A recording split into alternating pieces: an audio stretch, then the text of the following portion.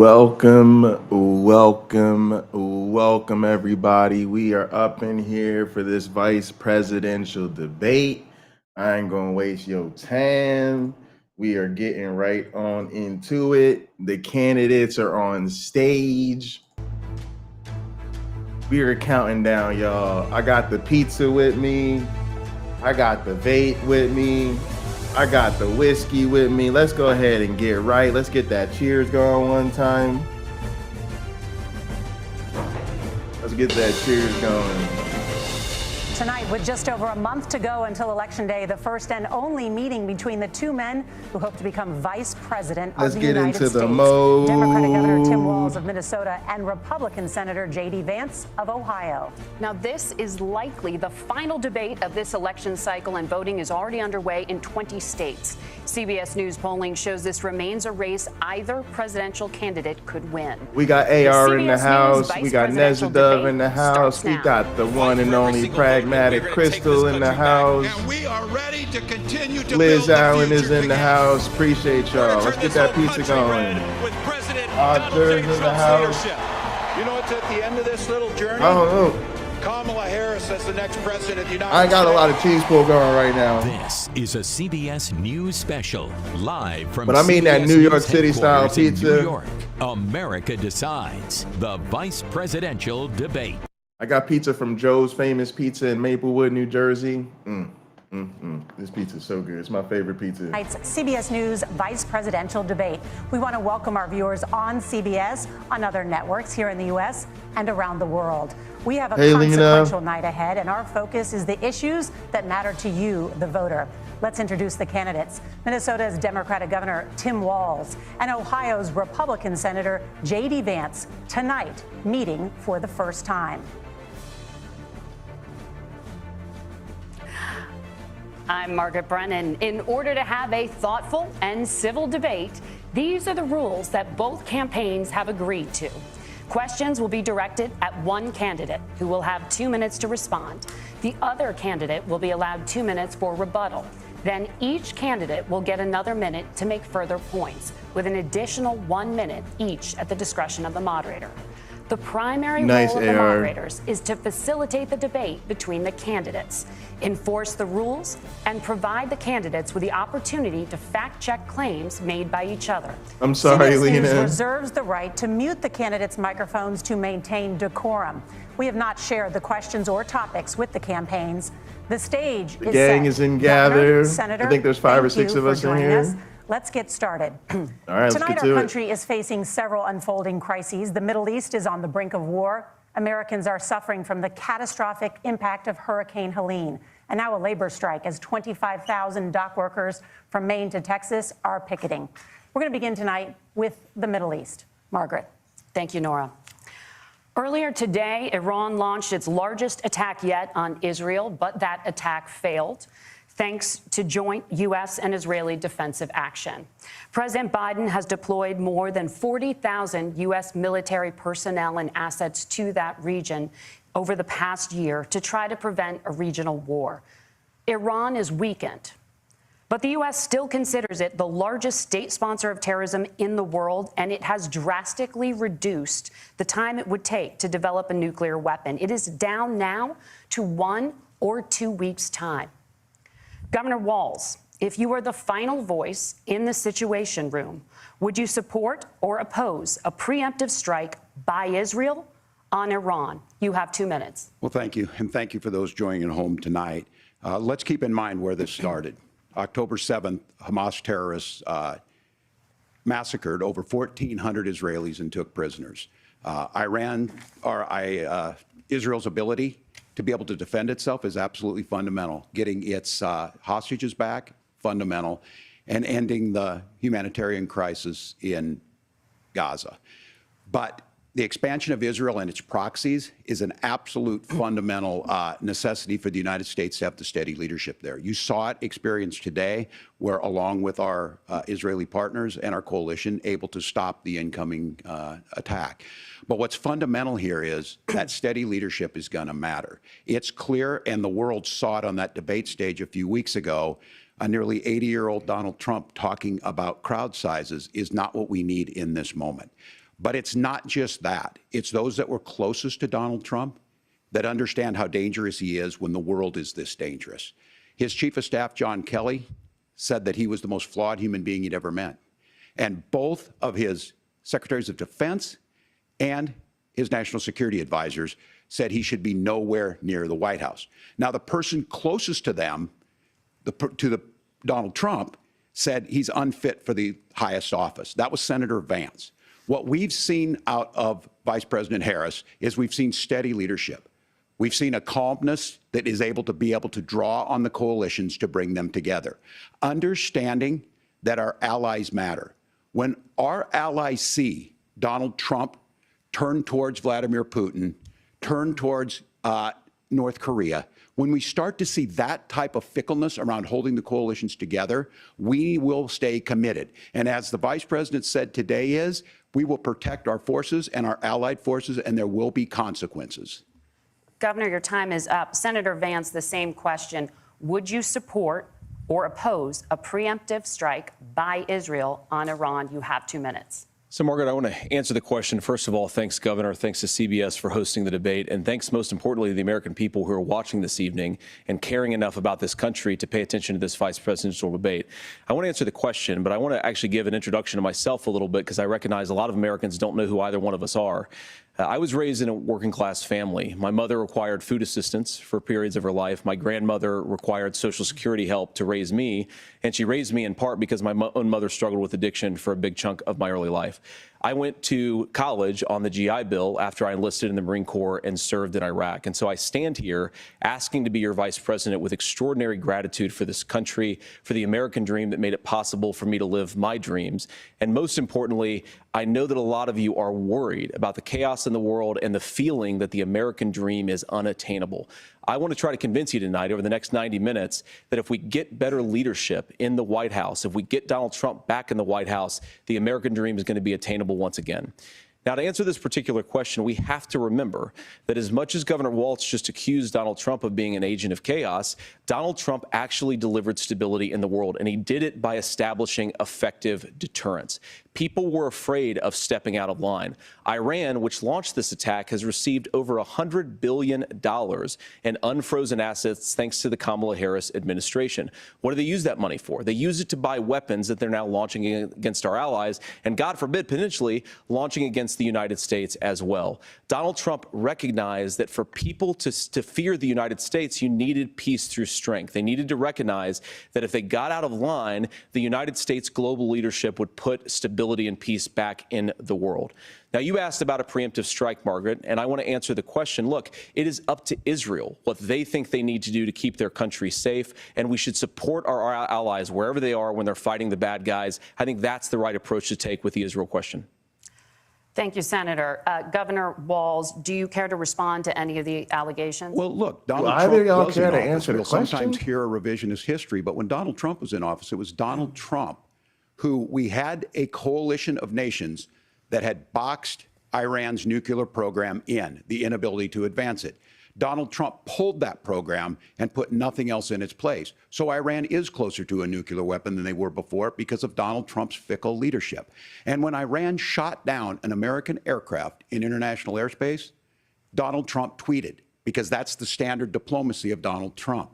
And when Iranian missiles did fall near U.S. troops and they received traumatic brain injuries, Donald Trump wrote it off as headaches. Look, our allies understand that Donald Trump is fickle. He will go to whoever has the most flattery or where it makes sense to him. Steady leadership like you witnessed today, like you witnessed in April. Both Iranian attacks were repelled.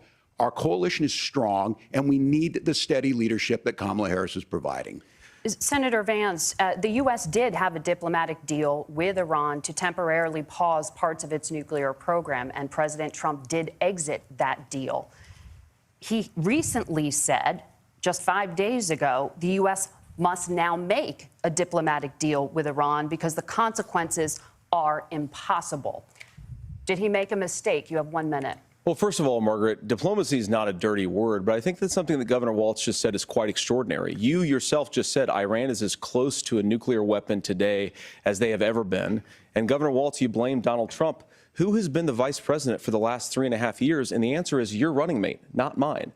Donald Trump consistently made the world more secure. Now, we talk about what the sequence of events that led us to where we are right now, and you can't ignore October the 7th, which I appreciate Governor Walz bringing up. But when did Iran and Hamas and their proxies attack Israel? It was during the administration of Kamala Harris. So Governor Walz can criticize Donald Trump's tweets, but effective, smart diplomacy and peace through strength is how you bring stability back to a very broken world. Donald Trump has already done it once before. Ask yourself at home, when was the last time, I'm 40 years old, when was the last time that an American president didn't have a major conflict break out? The only answer is during the 4 years that Donald Trump was president. Gentlemen, we have a lot to get to. Nora? Yeah, he Margaret, needs to go with thank that you. red tie. I don't know why Let's he didn't turn wear now a to red tie. Hurricane Helene. The storm could become one of the deadliest on record. More than 160 people are dead and hundreds more are missing. Scientists say climate change makes these hurricanes larger, stronger, and more deadly because of the historic rainfall. Senator Vance, according to CBS News polling, 7 in 10 Americans and more than 60% of Republicans under the age of 45 favor the U.S. taking steps to try and reduce climate change. Senator, what responsibility would the Trump administration have to try and reduce the impact of climate change? I'll give you 2 minutes. Sure. So first of all, let's start with the hurricane, because it's an unbelievable, unspeakable human tragedy. I just saw today, actually, a photograph of 2 grandparents on a roof with a 6-year-old child, and it was the last photograph ever taken of them because the roof collapsed and those innocent people lost their lives. And I'm sure Governor Walz joins me in saying our hearts go out to those innocent people, our prayers go out to them, and we want as robust and aggressive as a federal response as we can get to save as many lives as possible, and then, of course, afterwards, to help the people in those communities rebuild. I mean, these are communities that I love. Some of them I know very personally in Appalachia, all across the Southeast. They need their government to do their job, and I commit that when Donald Trump is president again, the government will put the citizens from his. Now, Nora, you asked about climate issue. Look, a lot of people are justifiably worried about all these crazy weather patterns. I think it's important for us, first of all, to say Donald Trump and I support clean air, clean water. We want the environment to be cleaner and safer. But one of the things that I've noticed some of our Democratic friends talking a lot about is a concern about carbon emissions, this idea that carbon emissions drives all of the climate change. Well, let's just say that's true, just for the sake of argument, so we're not arguing about weird science. Let's just say that's true. Well, if you believe that, what would you want to do? The answer is that you'd want to reshore as much American manufacturing as possible, and you'd want to produce as much energy as possible in the United States of America, because we're the cleanest economy in the entire world. What have Kamala Harris's policies actually led to? More energy production in China, more manufacturing overseas, more doing business in some of the dirtiest parts of the entire world. And when I say that, I mean the amount of carbon emissions they're doing per unit of economic output. So if we actually care about getting cleaner air and cleaner water, the best thing to do is to double down and invest in American want to workers get rid of the and the agencies American that people. give And us clean unfortunately, water and clean Kamala air. Harris has Fuck done off. exactly the opposite. Just a fucking liar. Governor Just a Walz, you have 2 motherfucking minutes to liar. respond. Well, we got close to an agreement because all those things are happening. Look, first of all, it is a horrific I know. tragedy. I caught that too, Jer. I caught with that this too, Andrew. hurricane. Climate my change heart goes equals. out to Let's the not talk folks that about are down weird there, science. in contact with the governors. I serve Hey, as Big Lit. co-chair of the Council of Governors as we work together on these emergency managements. Governors know no partisanship. They work together to all of the governors and the emergency responders are on the ground. Those Not gonna happen on the mention any front end. names, AR. The federal government comes in, makes sure they're there to that we recover, but we're still in that phase where we need to make sure that they're staying there, staying focused. Now, look, coming back to the climate change issue, there's no doubt this thing roared onto the scene faster and stronger than anything we've seen. Senator Vance has said that there's a climate problem in the past. Donald Trump called it a hoax, and then joked that these things would make more beachfront property to be able to invest in. What we've seen out of the Harris administration now, the Biden-Harris administration, is we've seen this investment.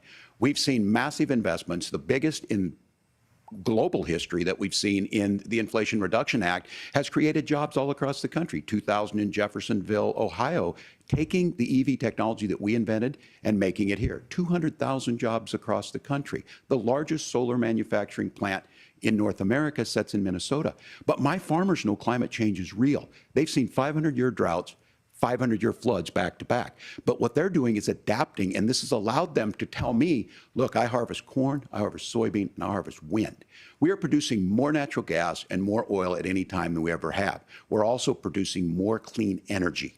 So the solution for us is to continue to move forward, that climate change is real. Reducing our impact is absolutely critical, but this is not a false choice. You can do that at the same time you're creating the jobs that we're seeing all across the country. That's exactly what this administration has done. We are seeing us becoming an energy superpower for the future, not just the current. And that's what absolutely makes sense. And then we start thinking about how do we mitigate these disasters. Thank you. Senator, I want to give you an opportunity to respond there. The governor mentioned that President Trump has called the climate change gubernatorial a hoax. experience is shining. Well, look, what the JD president Vance has can't compete said with is that. that if the Democrats, in particular Kamala Harris and her leadership, if they really believe that climate change is serious, what they would be doing is more manufacturing and more energy production in the United States of America, and that's not what they're doing. So clearly, Kamala Harris herself doesn't believe her own rhetoric on this. If she did, she would actually agree with Donald Trump's energy policies. Now, something Governor Walz said I think is important to touch upon, because when we talk about clean energy, I think that's a slogan that often the Democrats will use here. And I'm talking, of course, about the Democratic leadership. And the real issue is that if you're spending hundreds of millions or even billions of dollars of American taxpayer money on solar panels that are made in China, number one, you're going to make the economy dirtier. We should be making more of those solar panels here in the United States of America. Some of them are, Tim, but a lot of them are being made overseas in China, especially the components that go into those solar panels. So if you really want to make the environment cleaner, you've got to invest in more energy production. We haven't built a nuclear facility, I think, one in the past 40 years. Senator. Natural gas, we got to invest more in it. Kamala Harris has done the opposite. That's raised energy prices and also meant that we're doing Senator, worse by the climate. your time is up. Governor, would you like to respond? Well, look, we're producing more natural gas than we ever have. There's no moratorium on that. We're producing more oil. But the folks know, and like I said again, these are not liberal folks. These are not folks that are Green New Deal folks. These are farmers that have been drought one year, massive flooding the next year. They understand that it makes sense. Look, our number one export cannot be topsoil from erosion from these massive storms. We saw it in Minnesota this summer.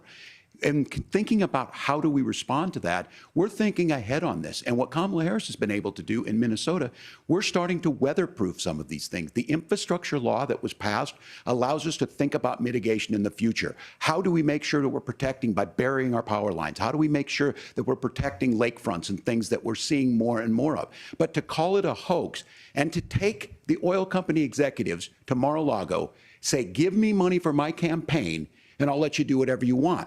We can be smarter about that, and an all-above energy policy is exactly what she's doing, creating those jobs right here.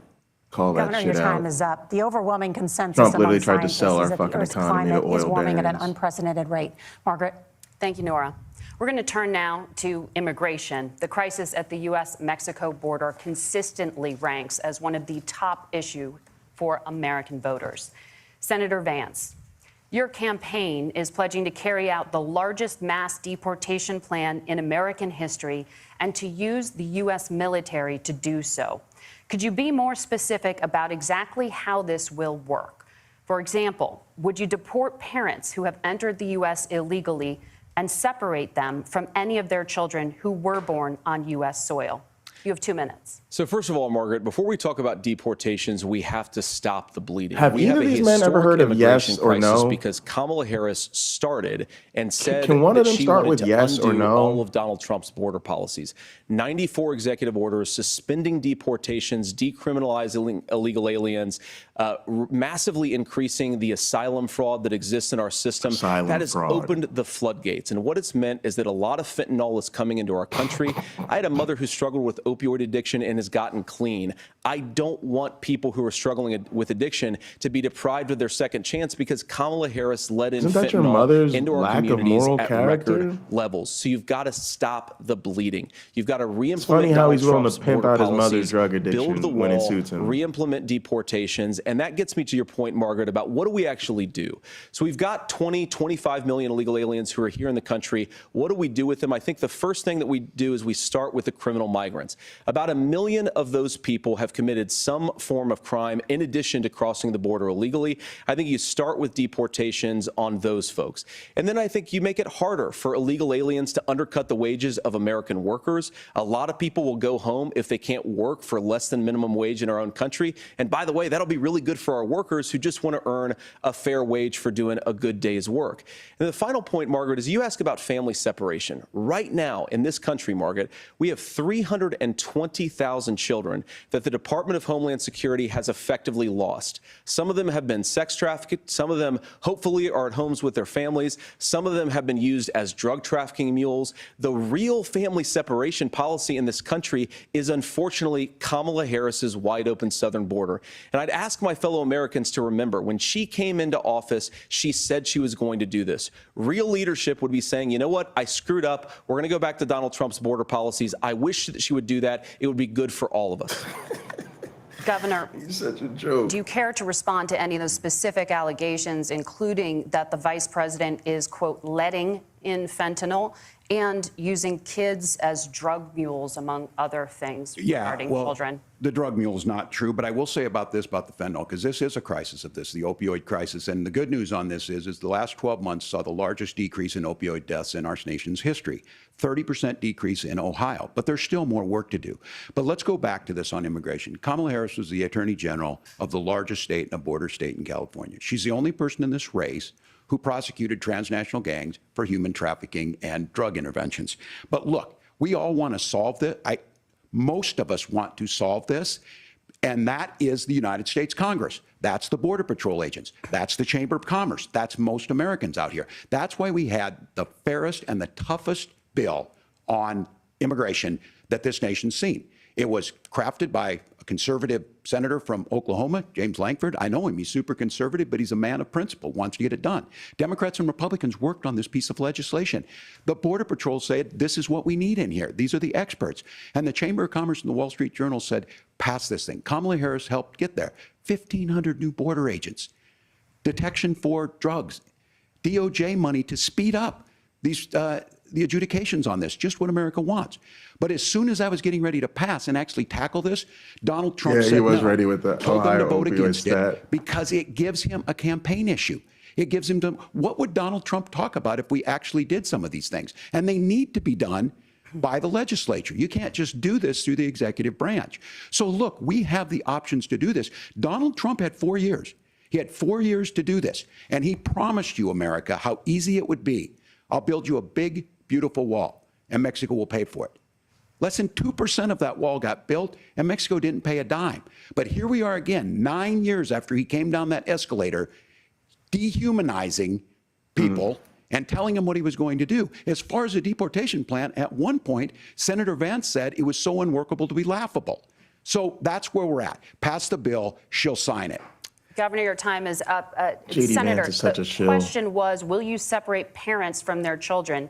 Can I get a yes or even if no? their kids are U.S. citizens? Can I get a You have yes or 1 no? minute. Margaret, my point is that we already have massive child separations thanks to Kamala Harris's open border. And I didn't accuse Kamala Harris of inviting drug mules. If I run for president or vice president, America's going to go crazy because I'm actually going to answer questions with yes or no. And we know that they use children as drug mules, and it is a disgrace, and it has to stop. Look, I think what Tim said just doesn't pass the smell test. For 3 years, Kamala Harris went out bragging that she was going to undo Donald Trump's border policy. She did exactly that. We had a record number of illegal crossings. We had a record number of fentanyl coming into our country. And now that she's running for president, or a few months before, she says that somehow she got religion and cared a lot about a piece of legislation. The only thing that she did when she became the vice president, when she became the appointed border czar, was to undo 94 Donald Trump executive actions that opened the border. This problem is leading to massive problems in the United States of America. And you know how racist they are in Appalachia, where he's from. It wasn't the Browns, it wasn't the blacks. Senator, your time is up. Governor, what about our CBS News polling, which does show that a majority of Americans, more than 50%, support mass deportations? Look, we fix this issue with a bill that is necessary, but the issue on this is what happens when you don't want to solve it. You demonize it. And we saw this, and Senator Vance, and it surprises me on this, talking about and saying, I will create stories to bring attention to this. That vilified a large number of people who were here legally in the community of Springfield. The Republican governor said, it's not true, don't do it. There's consequences for this. There's consequences. We could come together. Senator Langford did it. We could come together and solve this if we didn't let Donald Trump continue to make it an issue. And the consequences in Springfield were the governor had to send state law enforcement to escort kindergartners to school. I believe Senator Vance wants to solve this, but by standing with Donald Trump and not working together to find a solution, it becomes a talking point. And when it becomes a talking point like this, we dehumanize and villainize other human beings. Tim, Governor, your time is up. Senator, I'll give you 1 minute, but let me just ask you the question first. The governor has made the point, and I think as a sitting lawmaker, you know that Congress controls the purse strings and any funding. So you have said repeatedly that Donald Trump would, through executive action, solve this. Do you disagree that Congress controls the purse strings and would need to support many of the changes that you would actually want to implement? You have 1 minute. Look, Margaret, first of all, the gross majority of what we need to do at the southern border is just empowering law enforcement to do their job. I've been to the southern border more than our borders are. Kamala Harris has been. And it's actually heartbreaking because the Border Patrol agents, they just want to be empowered to do their job. Of course, additional resources would help, but most of this is about the president and the vice president empowering our law enforcement to say, if you try to come across the border illegally, you've got to stay in Mexico, you've got to go back through proper channels. Donald Trump wants to give them immunity. Brought up the community of Springfield, and he's very worried about the things that I've said in Springfield. Look, in Springfield, Ohio, and in communities all across this country, you've got schools that are overwhelmed. You've got hospitals that are overwhelmed. You have got housing that is totally unaffordable because we brought in millions of illegal immigrants to compete with Americans for scarce homes. The people that I'm most worried about in Springfield, Ohio, are the American citizens who have had their lives destroyed by Kamala Harris's open border. It is a disgrace, Tim. Again, and I actually think, I agree with you. I think you want to solve this problem, but I don't think that Kamala Harris does. Senator, your time is up. But it's luxury condos being built for the whites that are driving up the housing prices. Get the fuck out of my face with that bullshit. They helped craft it. They're the ones that supported it. That's because they know we need to do this. Y'all, the immigrants are driving up the housing market. Where? Of not dealing with it, of blaming migrants for everything. Yep. On housing, we could talk a little bit about Wall Street speculators Motherfuckers buying can't up even housing afford and making housing. them less affordable. Fuck outta but here. it becomes a blame. Look, this bill also gives the money necessary to adjudicate. Hey, Robin. I agree. It should not take 7 years for an asylum claim to be done. This bill gets it done in 90 days. Then you start to make a difference in this, and you start to adhere to what we know, American principles. Look, I don't talk about my faith a lot, but Matthew 25:40 talks about, to the least amongst us you do unto me. I think that's true of most Americans. They simply want order to it. This bill does it. It's funded. It's supported by the people who do it. And it lets us keep our dignity about how we treat other people. Thank you, Governor. And just to clarify for our viewers, Springfield, Ohio does have a large number of Haitian migrants who have legal status, temporary protected status. But he would get rid of them. He don't care. Thank you, Senator. We have so much to get to. Margaret, I think it's important We're because going to turn out of the economy. Great link, Margaret, PC. the rules were that you guys weren't going to we're- fact check, and since you're fact checking me, I think it's important to say what's actually going on. This is where fact So there's an checking application backfires. called the CBP One app, where you can go on as an illegal migrant, apply for asylum or apply for parole, and be granted legal status at the wave of a Kamala Harris open border wand. That is not a person coming in, applying for a green card and waiting for 10 years. That is the facilitation of illegal immigration, Margaret, by our own leadership. Thank you, Senator, for describing the legal goodness. process. We have so much to get to, Senator. Hey, B, We good have to see so you. On much. the book since 1990. Thank you, gentlemen. The We CBP want to have. One app has not been on the books since 1990. It's something that Kamala Harris created. We can beat them on the Gentlemen, Bible. He just won't follow The audience the can't hear you rules. because your mics are cut. just won't We have follow so the much we want to rules. get to. Let's Thank you go. for explaining the legal process. Nora. Thank you, Margaret. They The did economy eventually. is a top concern And these women for gotta voters. Each of your cut these campaigns motherfuckers has off. I released hate an watching economic men do plan. this So to let's talk women. about the specifics. Governor Walz, Vice President Harris unveiled a plan that includes They're the billions in moderators. tax They're in credits for charge. manufacturing, They housing, ball. and a renewed child tax credit. The Wharton School says your proposals will increase the nation's deficit by $1.2 trillion. How would you pay for that without ballooning the deficit? Governor, I'll give you 2 minutes. Yeah, thank you. And Kamala Harris and I do believe in the middle class because that's where we come from. We both grew up in that. We understand. So those of you out there listening tonight, you're hearing a lot of stuff back and forth, and it's good. It's healthy. That's what this is supposed to happen. You should be listening. How's this going to impact me? The bold forward plan that Kamala Harris put out there is talking about this housing issue.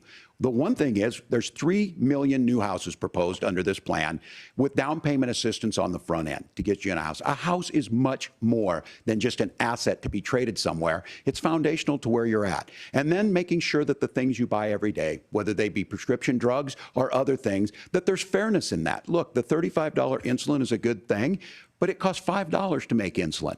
They were charging $800 before this law went into effect. As far as the housing goes, I've seen it in Minnesota.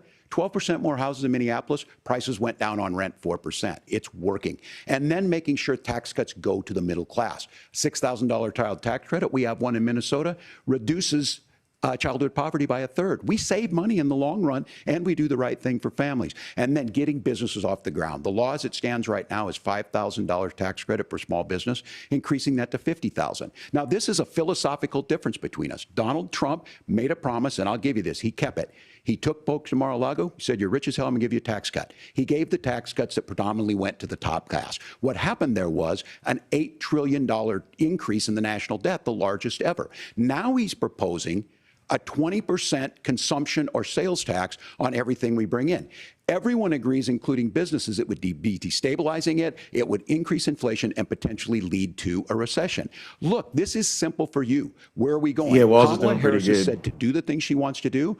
We'll just ask the wealthiest to pay their fair share. When you do that, our system works best, more people are participating in it, and folks have the things that they need.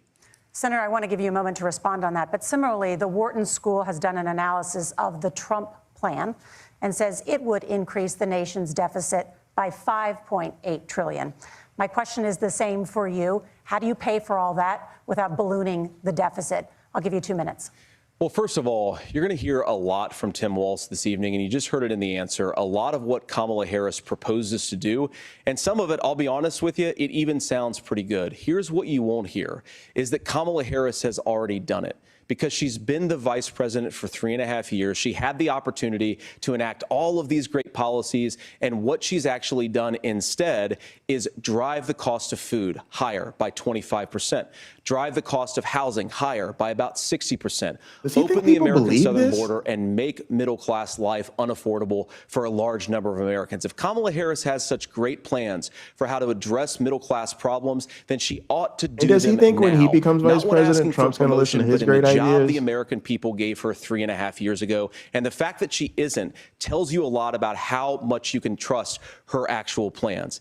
Now, Donald Trump's economic plan is not just a plan, but it's also a record. Hey, Nitty. A lot of those same economists attack Donald Trump's plans, and they have PhDs, but they don't have common sense and they don't have wisdom. Because Donald Trump's economic policies delivered the highest take-home pay in a generation in this country, 1.5% inflation, and to boot, peace and security all over the world. So when people say that Donald Trump's economic plan doesn't make sense, I say look at the record. He delivered rising take-home pay for American workers.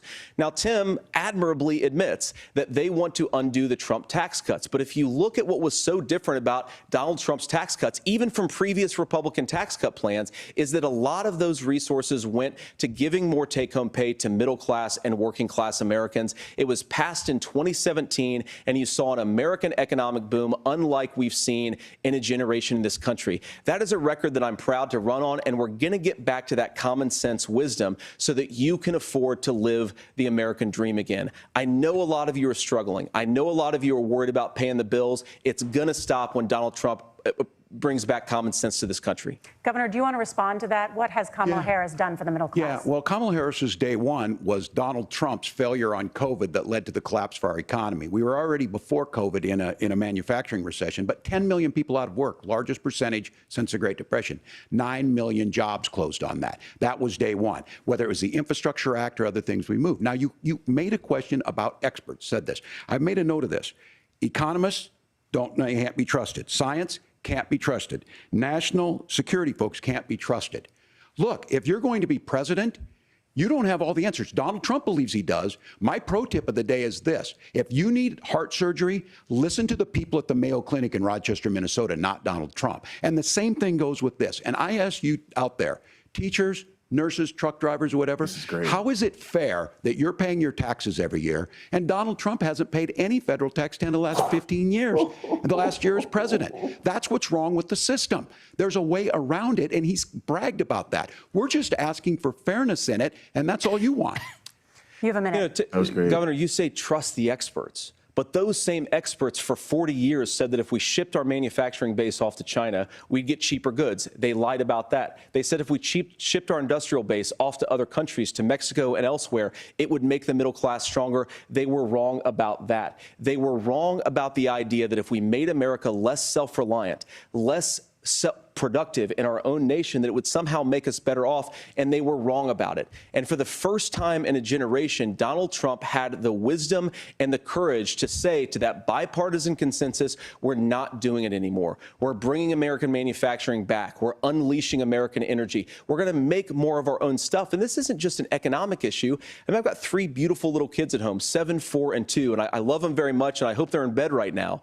But look, so many of the drugs, the pharmaceuticals that we put in the bodies of our children are manufactured by nations that hate us. This has to stop, and we're not going to stop it by listening to experts. We're going to stop it by listening to common sense wisdom, which is what Donald Trump governed on. Senator, by listening to Governor Walz, experts. can you address that? I mean, voters say they trust Donald Trump on the economy more. Why? Well, if you're listening tonight and you want billionaires to get tax cuts, you heard what the numbers were.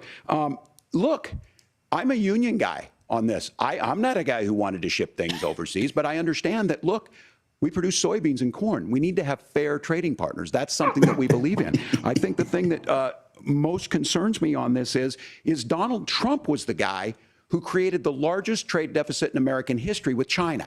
So the rhetoric is good. Much of what the senator said right there, I'm in agreement with him on this. I watched it happen too. I watched it to my communities, and we talked about that. But we had people undercutting the right to collectively bargain. We had right to work states made it more difficult. We had companies that were waiting a while, and we saw people profit. Folks that are venture capital in some cases, putting money into companies that were overseas. We're in agreement that we bring those home. The issue is Donald Trump is talking about it. Kamala Harris has a record, 250,000 more manufacturing jobs just out of the IRA. May I respond to that? Yes. So y'all I too much appreciate tonight. that. So if you notice, what Governor Walz just did is he said, first of all, Donald Trump has to listen to the experts. And then when he acknowledged that the experts screwed up, he said, well, Donald Trump didn't do nearly as good of a job as the statistics show that he did. So what Tim Walz is doing, and I honestly, Tim, I think you got a tough job here, because you've got to play whack-a-mole. You've got to pretend that Donald Trump didn't deliver rising take-home pay, which of course he did. You've got to pretend that Donald Trump didn't deliver lower inflation, which of course he did. Wow. And then you simultaneously got to defend Kamala Harris's atrocious economic record, which has made gas, groceries, and housing unaffordable for American citizens. I was raised by a woman who would sometimes go into medical debt so that she could put food on the table in our household. I know what it's like to not be able to afford the things that you need to afford. We can do so much better. To all of you watching, we can get back to an America that's affordable again. We just got to get back to common sense economic principles. I hope we have a conversation on health care then. Senator, Governor. Please. Thank you. Margaret? We have a lot to get to ahead, gentlemen, on many topics. But right now, I want to talk about personal qualifications. The vice president is often the last voice the president hears before making consequential decisions. We want to ask you about your leadership qualities. Governor Walz, you said you were in Hong Kong during the deadly Tiananmen Square protests in the spring of 1989. But Minnesota Public Radio and other media outlets are reporting that you actually didn't travel to Asia until August of that year. Can you explain that discrepancy? Really? Yeah, well, and to the folks out there who didn't get at the top of this, look, I grew up in small rural Nebraska, town of 400, town that you rode your bike with your buddies till the streetlights come on, and I'm proud of that service. I joined the National Guard at 17, worked on family farms, and then I used the GI Bill to become a teacher, passionate about it, a young teacher. My first year out, I got the opportunity in the summer of '89 to travel to China. 35 years ago, be able to do that. I came back home and then started a program to take young people there. We would take basketball teams, we would take baseball teams, we would take dancers, and we would go back and forth to China. The issue for that was to try and learn. Now, look, my community knows who I am. They saw where I was at. Look, I will be the first to tell you, I have poured my heart into my community. I've tried to do the best I can, but I've not been perfect. And I'm a knucklehead at times, but it's always been about that. Those same people elected me to Congress for 12 years. And in Congress, I was one of the most bipartisan people, working on things like farm bills that we got done, working on veterans benefits. And then the people of Minnesota were able to elect me to governor twice. So look, my commitment has been from the beginning to make sure that I'm there for the people, to make sure that I get this right. I will say more than anything, many times I will talk a lot, I will get caught up in the rhetoric, but being there, the impact it made, the difference it made in my life, I learned a lot about China. I hear the critiques of this. I would make the case that Donald Trump should have come on one of those trips with us. I guarantee you he wouldn't be praising Xi Jinping about COVID, and I guarantee you he wouldn't start a trade war that he ends up losing. So this is about trying to understand the world. It's about trying to do the best you can for your community, and then it's putting yourself out there and letting your folks understand what it is. My commitment, whether it be through teaching, which I was good at, or whether it was being a good soldier or was being a good member of Congress, those are the things that I think are the values that people care about. You should have just said Governor, he just misremembered. to follow up on that, the question was, can you Misspoke. explain the discrepancy? All I said on this was I got there that summer and misspoke on this. So There you go. I will just, I'm sorry, I that's what I've misspoke. said. Right. So I was in Hong Kong and China during the democracy protests went in. And from that, I learned a lot of what needed to be in governance. Thank you, Governor. Senator Vance, in Should've led 2016, with you that. called your running mate Donald Trump unfit for the nation's highest office, and you said he could be America's Hitler. I know you've been asked many times, and you've said you regret those comments and explained you that then wasn't his voted best for moment, Donald Pete. Trump in 2020. But the Washington Post reported new messages last week in which you also disparaged Trump's economic record while he was president, writing to someone in 2020, quote, Trump thoroughly failed to deliver his economic populism. You're now his running mate, and you've shifted many of your policy stances to align with his. If you become vice president, why should Americans trust that you will give Donald Trump the advice he needs to hear and not just the advice he wants to hear? You have 2 minutes. Well, first of all, Margaret, because I've always been open. And sometimes, of course, I've disagreed with the president, but I've also been extremely open about the fact that I was wrong about Donald Trump. I was wrong, first of all, because I believed some of the media stories that turned out to be dishonest fabrications of his record. But most importantly, Donald Trump delivered for the American people. Rising wages, rising take-home pay, an economy that worked for normal Americans, a secure southern border, a lot of things, frankly, that I didn't think he'd be able to deliver on. And yeah, when you screw up, when you misspeak, when you get something wrong and you change your mind, you ought to be honest with the American people about it. It's one of the reasons, Margaret, why I've done so many interviews is because I think it's important to actually explain to the American people where I come down on the issues and what changed. Now, you pointed out to messages from 2020. Margaret, I've been extremely consistent that I think there were a lot of things that we could have done better in the Trump administration the first round if Congress was doing its job. I strongly believe, and I've been a United States Senator, that Congress is not just a high-class debating society. It's not just a forum for senators and congressmen to whine about problems. It's a forum to govern. So there were a lot of things on the border, on tariffs, for example, where I think that we could have done so much more if the Republican Congress and the Democrats in Congress had been a little bit better about how they govern the country. They were so obsessed with impeaching Donald Trump, they couldn't actually govern. And I want to talk about this tariff issue in particular, Margaret, because Tim just accused this of being a national sales tax.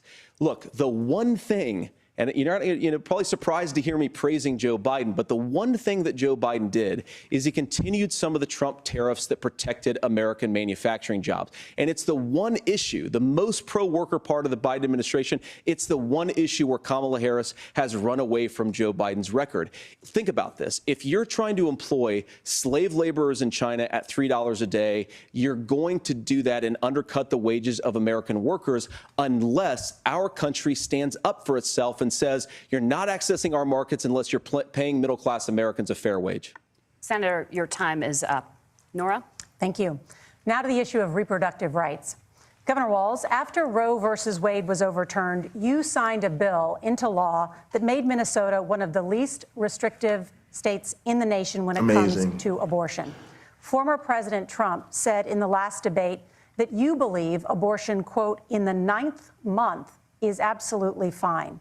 Yes or no? Is that what you support? I'll give you 2 minutes. That's not what the bill says, but look, this issue is what's on everyone's mind. Donald Trump put this all into motion. He brags about how great it was that he put the judges in and overturned Roe versus Wade, 52 years of personal autonomy. And then he tells us, oh, we send it to the states. It's a beautiful thing. Amanda Zaworski would disagree with you on it's a beautiful thing.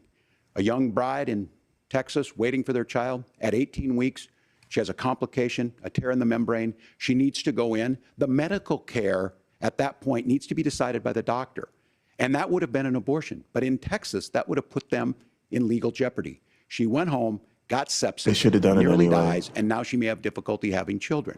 Or in Kentucky, Hadley Duvall, So sick of a that fucking 12-year-old excuse. child, raped and impregnated by her stepfather.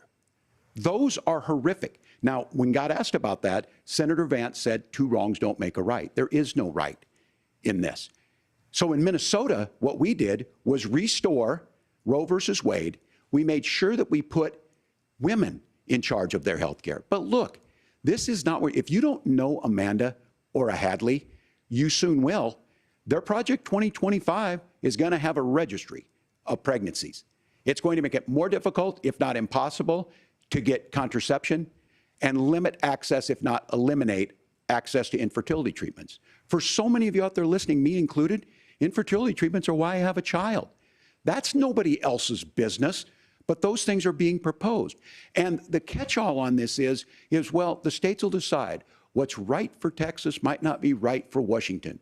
That's not how this works. This is basic human right. We have seen maternal mortality skyrocket in Texas, outpacing many other countries in the world. This is about health care. In Minnesota, we are ranked first in health care for a reason. We trust women, we trust doctors. Senator, do you want to respond to the governor's claim? Will you create a federal We trust pregnancy women, we monitoring trust agency? doctors. That was good. No, Nora, certainly we won't. And I want to talk about this issue because I know a lot of Americans care about it, and I know a lot of Americans don't agree with everything that I've ever said on this topic. And, you know, I grew up in a working class family in a neighborhood where I knew a lot of young women who had unplanned pregnancies and decided to terminate those pregnancies because they feel like they didn't have any other options. And they regretted it. You know, it. one of them is actually very dear to me, and I know she's watching tonight, and I love you.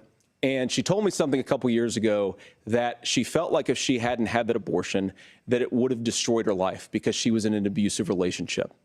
And I think that what I take from that as a Republican who proudly wants to protect innocent life in this country, who proudly wants to protect the vulnerable, is that my party, we've got to do so much better of a job at earning the American people's trust back on this issue where they frankly just don't trust us. And I think that's one of the things that Donald Trump and I are endeavoring to do. I want us as a Republican I want to talk Party about this, but I'm not going to answer the pro-family question. in the fullest sense of the word. I want us to support fertility treatments. I want us to make it easier for moms to afford to have babies. I want it to make it easier for young families I want to talk afford about a this home so they can afford a 5 place minutes to raise that later. family. And I think there's so much that we can do on the public policy front just to give women more options. Now, of course, Donald Trump has been very clear that on the abortion policy specifically, that we have a big country and it's diverse. And California has a different viewpoint on this than Georgia. Georgia has a different viewpoint from Arizona. And the proper way to handle this, as messy as democracy sometimes is to let voters make these decisions, let the individual states make their abortion policy. And I think that's what makes the most sense in a very big, a very diverse, and let's be honest, sometimes a very, very messy and divided country. Governor, would you like to respond and also answer the question about restrictions? Yeah, well, the question got asked and Donald Trump made the accusation that wasn't true about Minnesota. Well, let me tell you about this idea that there's diverse states.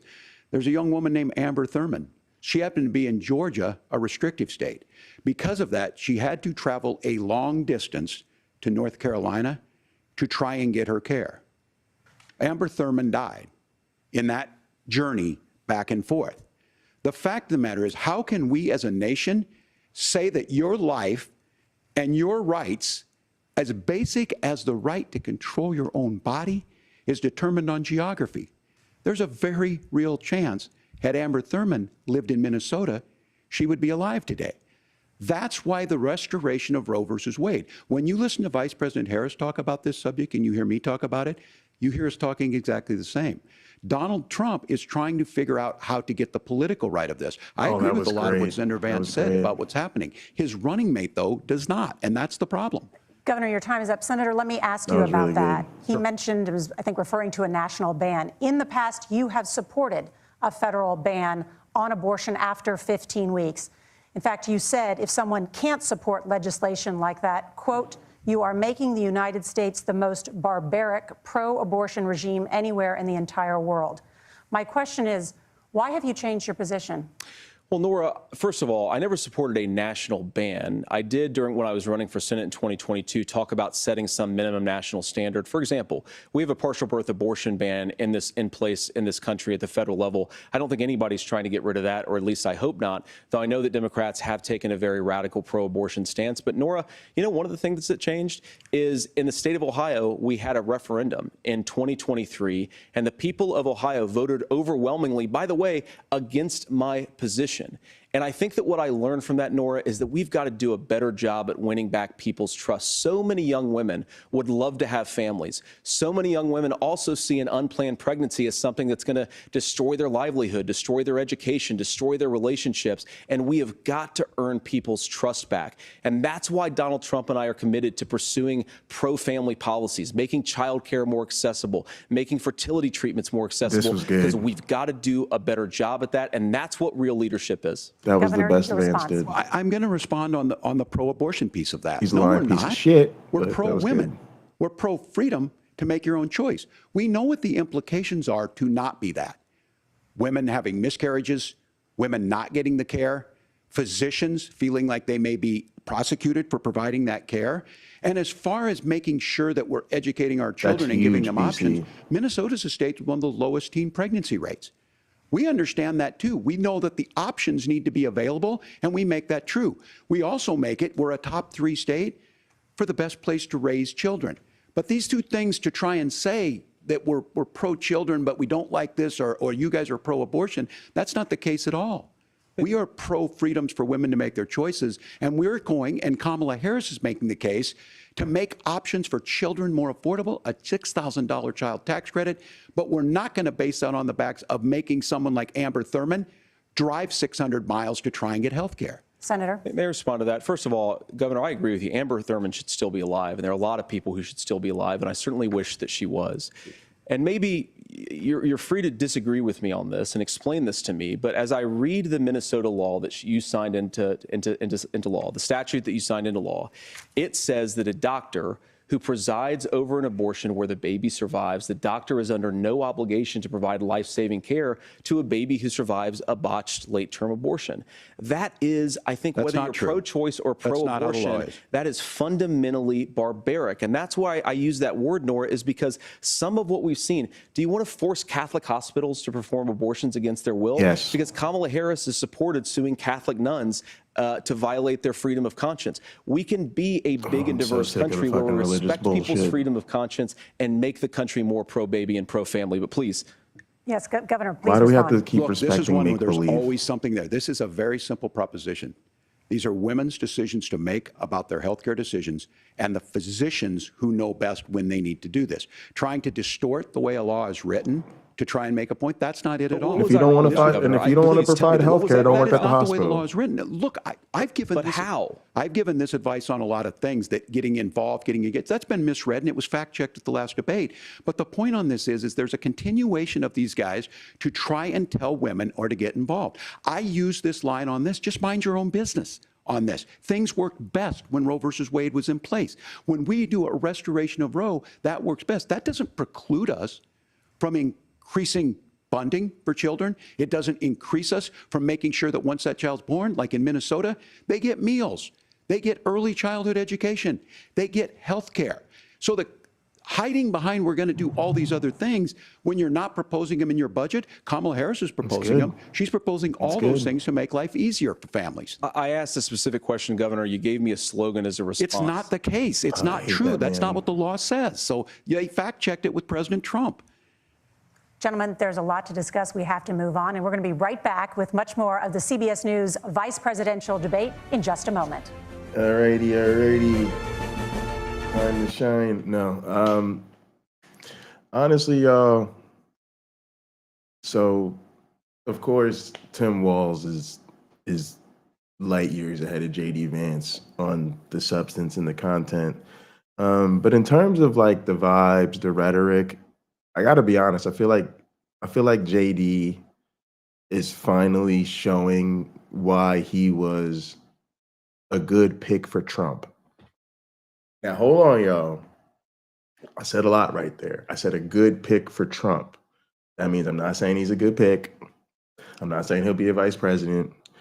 I'm not even saying he's good of the landscape of Republicans, but for what Trump needs right now, like he needs somebody that could be like, yeah, I used to hate him, but now I think he's good. And, you know, he's showing what they thought he could do. And he is a better talker. He's a way better talker than Trump. He's way better at this than Trump is.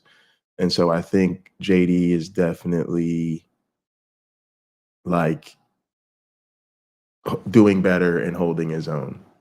I'm just being fair. I'm not saying like I believe the man. Obviously, no, he's a piece of shit.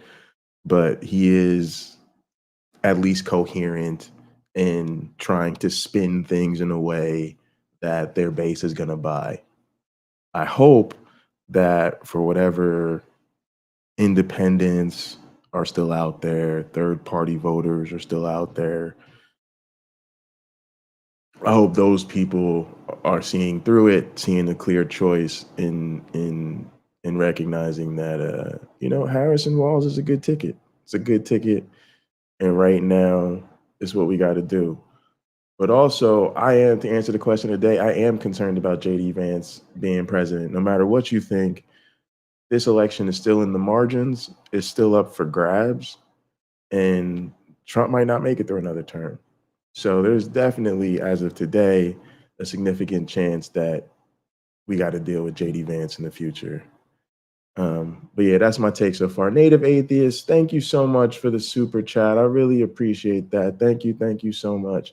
Thank all of y'all so much. I really appreciate y'all being here. I love just hanging out, watching this together, just feeling like everybody's here to kind of hang out and chill. Appreciate y'all. So, you know, it's been a long day, and I've really been looking forward to watching this debate with y'all. So I'm so glad that y'all turned out. Thank y'all. All right, let's see. We're still on commercial. I think we're about to come back. Nope, more commercials. Oh, you know what? They do kind of like long commercial breaks because there's only like 2 commercial breaks during the debate. But yeah, tell me what y'all think. You said I agree. It's scary to think about Vance being president. Yeah, it's a problem. It's a real problem. And he has no backbone, no spine. But just like Trump, he is already really bought and paid for by really rich, powerful people. So that is concerning as well. He might be even more effective of an agent for the Heritage Foundation and people like that, because he'll get the MAGA rub, but he's not as independently forceful as Trump is. Trump is still powerful and famous enough to tell a lot of these people to go fuck themselves. JD Vance ain't there yet. So yeah, he's a problem. He's a real problem. And like I said, y'all, I don't believe shit that comes out the man's mouth, but he is a more effective speaker. He's a little sharper. He wrote a bestseller. He's got that Trumpian shit going on. I think Trump hates him, but he's trying to get back into the good graces tonight. Let's see if he does it.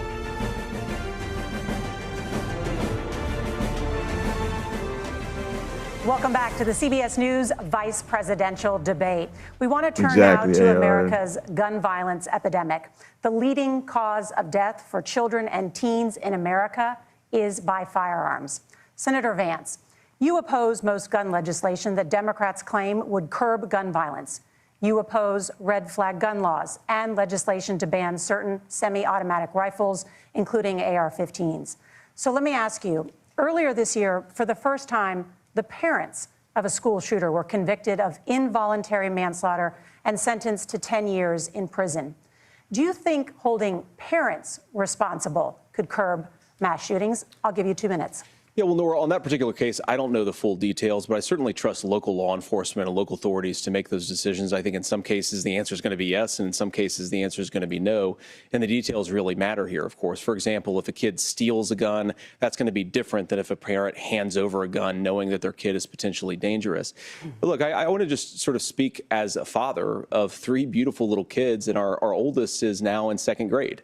And like a lot of parents, we send our kids to school with such hope and such joy and such pride at their little faces on the first day of school. And we know, unfortunately, that a lot of kids are going to experience this terrible epidemic of gun violence. And of course, our hearts go out to the families that are affected by this terrible stuff. And we do have to do better. And I think that Governor Walz and I actually probably agree that we need to do better on this. The question is just, how do we actually do it? Now, here's something that really bothers me and worries me about this epidemic of violence. The gross majority, close to 90% in some of the statistics I've seen, of the gun violence in this country is committed with illegally obtained firearms. And while we're on that topic, we know that thanks to Kamala Harris's open border, we've seen a massive influx in the number of illegal guns run by the Mexican drug cartel. So that number, the amount of illegal guns in our country is higher today than it was 3.5 years ago. But what do we do about the schools? What do we do to protect our kids? And I think the answer is, and I say this not loving the answer, because I don't want my kids to go to school in a school that feels unsafe or where there are visible signs of security. But I unfortunately think that we have to increase security in our schools. We have to make the doors lock better. We have to make the doors stronger. We've got to make the windows stronger. And of course, we've got to increase school resource officers, because the idea that we can magically wave a wand and take guns out of the hands of bad guys, it just doesn't fit with recent while we're at it, experience. why don't we We've got just to make keep our schools students safer. out? And I think we've got to have some common sense bipartisan solutions. If students don't for go how to do that. school, Governor, you there have can't 2 be any minutes. school shootings. Well, I think all the parents watching tonight, this is your biggest nightmare. Look, I got a Seriously. 17-year-old, and So how about we get rid of the fucking and he guns? witnessed a shooting at a community center playing volleyball. Those things don't leave you. As a member of Congress, I sat in my office surrounded by dozens of the Sandy Hook parents, and they were looking at my 7-year-old picture on the wall. Their 7-year-old were dead, and they were asking us to do something. And look, I'm a hunter. I own firearms. The vice president is. We understand that the Second Amendment is there, but our first responsibility is to our kids to figure this out. In Minnesota, we've enacted enhanced red flag laws, enhanced background checks, and we can start to get data. But here's the problem. If we really want to solve this, we've got folks that won't allow research to be even done on gun violence. And this idea that we should just live with it, here's what I do think, that this is a good start to the conversation. I 100% believe that Senator Vance hates it when these kids, it's abhorrent and it breaks your heart. I agree with that. But that's not far enough when we know there are things that worked. I've spent time in Finland and seen some Finnish schools. They don't have this happen, even though they have a high gun ownership rate in the country. There are reasonable things that we can do to make a difference. It's not infringing on your Second Amendment. And the idea to have some of these weapons out there, it just doesn't make any sense. Kamala Harris, as an attorney general, worked on this issue. She knows that it's there. No one's trying to scaremonger and say we're taking your guns, but I ask all of you out there, do you want your schools hardened to look like a fort? Is that what we have to go? When we know there's countries around the world that their children aren't practicing these types of drills. They're being kids. We owe it to them to get a fix. These are things that shouldn't be that difficult. You can still keep your firearms, and we can make a difference. We have to. If you're listening tonight, this breaks your heart. Senator. Tim, first of all, I didn't know that your Thanks, 17-year-old witnessed a shooting. And I'm sorry about that, and I hope that he's doing okay. Christ have mercy. It is awful. And I appreciate what Tim said, actually, about Finland, because I do think it illustrates some of the frankly, weird differences between our own country's gun violence problem and Finland. Is, okay, first of all, we have way higher rates of mental health abuse, or mental health substance abuse. We have way higher rates of depression, way higher rates of anxiety. See, this shit we pisses me unfortunately off. have a mental health crisis in this country that I really do think that we need to get That the to the root Republicans causes are of, definitely because I don't think super it's the concerned whole about reason mental why we health. have such a bad gun violence problem, but I do think it's a big piece of it. Another driver of And the it's gun definitely violence not the epidemic, powerful especially gun that lobby. affecting our kids, it doesn't definitely earn not that as there's a many huge headlines, difference and that these but it's countries the don't have a terrible fucking gun violence NRA problem in a lot of our big dominating their cities. politics. And this is why we have to empower law enforcement to arrest the bad guys, put them away, and take gun offenders off the More streets. I think authoritarian there's a law whole host of enforcement. things that we can do Got it. here, but I do think at our schools we've got to talk about more security. Senator, thank you. Governor, you previously opposed an assault weapons know, ban, but he's it's so only later terrible. in your political career The did you worst. change your position. Why? Yeah, I sat in that office with those Sandy Hook parents. I've become friends with school shooters. I've seen it. Look, the NRA, I was an NRA guy for a long time. They used to teach gun safety. I'm of an age where my shotgun was in my car so I could pheasant hunt after football practice. That's not where we live today. And several things I want to mention on this is, talking about cities and where it's at, the number one where the most firearm deaths happen in Minnesota are rural suicides. And we have an epidemic of children getting guns and shooting themselves. And so we have, and we should look at all of the issues. Making sure folks have health care and all that, but I want to be very careful. This idea of stigmatizing Nice, mental health, AR. just because you have a mental health issue doesn't mean you're violent. And I think what we end up doing is we start looking for a scapegoat. Sometimes it just is the guns. It's just the There it guns, is. Oh, and there are thank you. things that you can do about it. But I do Thank you, think that this Coach. is one, and I think this is a healthy conversation. I think there's a capacity to find solutions on this that work, protect Second Amendment, protect our children. That's our priority. That was so Gentlemen, clutch. thank you. Margaret? Sometimes Thank you, it's Nora. just the guns. Let's turn now to the top contributor to inflation, the high cost of housing and rent. There's a shortage of more than 4 million Hope my homes in the landlord's United watching. States, and that contributes to the high housing prices. Governor Walz, the Harris campaign promises a $25,000 down payment assistance for first-time home buyers and a $10,000 tax credit. They also promise to build 3 million new homes. Where are you building these homes, and won't handing out that kind of money just drive up prices higher? No, it's not handing out. We have, first, let me say this issue of housing, and I think those of you listening on this, the problem we've had is that we've got a lot of folks that see housing as another commodity. It can be bought up, it can be shifted, it can be moved around. Those are not folks living in those houses. Those of you listening tonight, that house is a big deal. I bought and owned one house in my life. My mom still lives in the house where I was. And when I think of a house, I'm thinking of Christmas services after midnight mass where you go with your family. We need to make it more affordable. And one of the things, as I said, this program that the Vice President is pushing forward and bringing a new way of approaching this is something we're doing in Minnesota from that lead. We in the state invested in making sure our housing was the biggest investment that we'd ever made in housing. It starts to make it easier. We cut some of the red tape. Local folks, look, we can't do it at the federal level, but local folks make it easier to build those homes. And then that down payment assistance. I can tell all of you out there, one of the, certainly for me, using the GI Bill was one thing, but a veteran's home loan, the big thing about a veteran's home loan is you don't have to pay the down payment. Those are things that make it there. Now, look, you're going to pay it back, and you're going to pay your mortgage. Those are things that we know in the long run, the appreciated value, the generational wealth that's created from it. And I will give Minneapolis an example. Minneapolis is the one city where we've seen the lowest inflation rates. We've seen a 12% increase in stock because we've put some of these things in, and we're implementing a state program to make sure we give some of that down payment assistance. We get it back from people because here's what we know. People with stable housing end up with stable jobs. People with stable housing have their kids able to get to school. All of those things in the long run end up saving our money. And that's the thing that I think we should be able to find some common ground in, but we can't blame immigrants for the only reason. That's not the case that's happening in many cities. The fact of the matter is that we don't have enough naturally affordable housing, but we can make sure that the government's there to help kickstart it, create that base. Governor, your time is up. Senator Vance, as far as your campaign's position, the promise is to seize federal lands to build homes, remove regulation, provide tax breaks, and cut back on immigration, which you say pushes up prices. Where are you going to build all the new homes you're promising, and what part of any of this plan will provide immediate relief? You have 2 minutes. Well, first of all, Tim just said something that I agree with. We don't want to blame immigrants for higher housing prices, but we do want to blame Kamala Harris for letting in millions of illegal aliens into this country, which does drive up costs, Tim.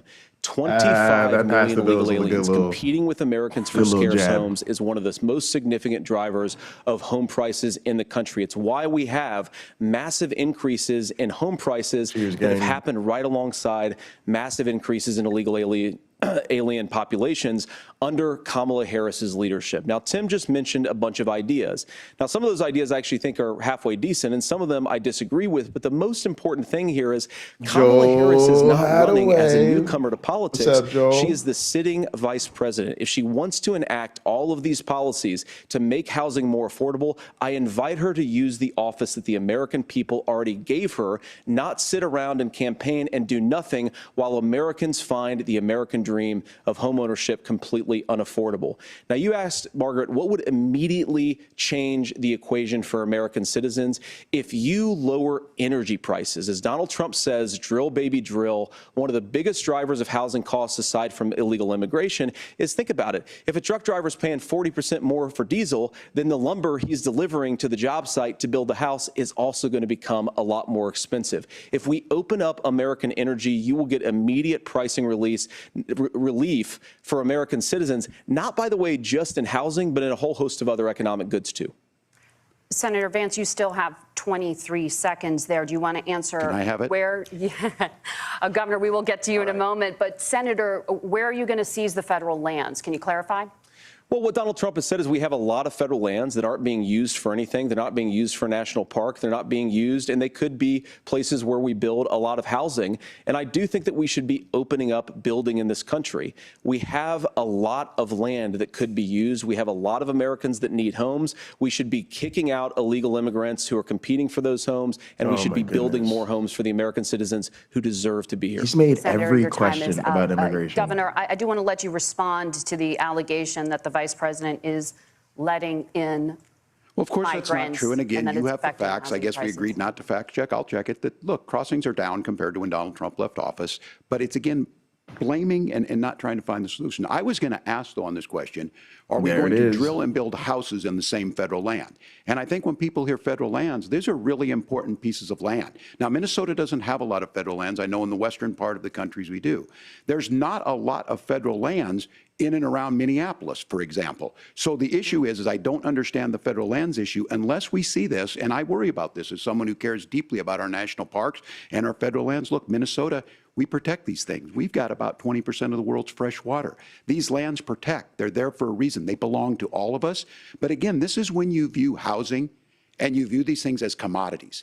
Like, there's a chance to make money here. Let's take this federal land and let's sell it to people for that. I think there's better ways to do this. We've seen it in Minnesota. We're able to refurbish some of these houses. We're able to make some investments. That gets people in. And I'm still on the fact on this.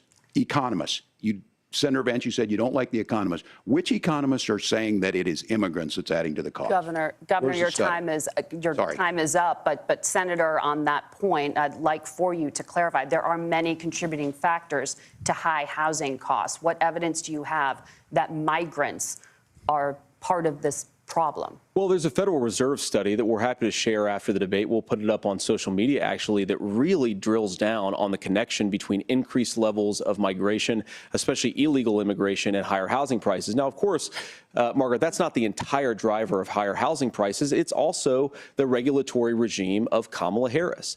Look, we are a country of builders. We're a country of doers. We're a country of explorers. But we increasingly have a federal administration that makes it harder to develop our resources resources, makes it harder to build things, and wants to throw people in jail for not doing everything exactly as Kamala Harris says they have to do. And what that means is that you have a lot of people who would love to build homes who aren't able to build homes. I actually agree with Tim Walz. We should get out of this idea of housing as a commodity. But the thing that has most turned housing into a commodity is giving it away to millions upon millions of people who have no legal right to be here. What are the federal regulations? I deal with this as a governor. You can very quickly reply. I'm sorry. I get this as a governor, and I don't necessarily disagree with that, that in some cases, many of those are local, many of them are state. I don't know which ones are federal, but I think whenever we talk regulations, people think they can get rid of them. I think you want to be able to get out of your house in a fire. I think you want to make sure that it's fireproof and those types of things. So which are the regulations? Because the vice president's not responsible for those. Congress writes those. Governor, thank you. Gentlemen, we have a lot to get to. You're passionate about the housing crisis, I can tell. But Nora? Thank you. One of the top problems facing Americans is the high cost of health care. Senator Vance, at the last presidential debate, former President Trump was asked about replacing the Affordable Care Act. In response, he said, "I have concepts of a plan." Since then, Senator, you've talked about changing how chronically ill Americans get health insurance. Can you explain how that would work? And can you guarantee that Americans with pre-existing conditions won't pay more? I'm so glad they brought that up. Well, of course, we're going to cover Americans with pre-existing conditions. In fact, a lot of my family members have gotten health care.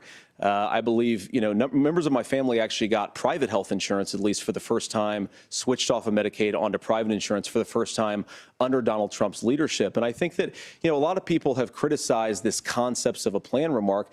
Look, it's very simple common sense. I think as Tim Walz knows from 12 years in Congress, you're not going to propose a 900-page bill standing on a debate stage. It would bore everybody to tears, and it wouldn't actually mean anything because part of this is the give and take of bipartisan negotiation.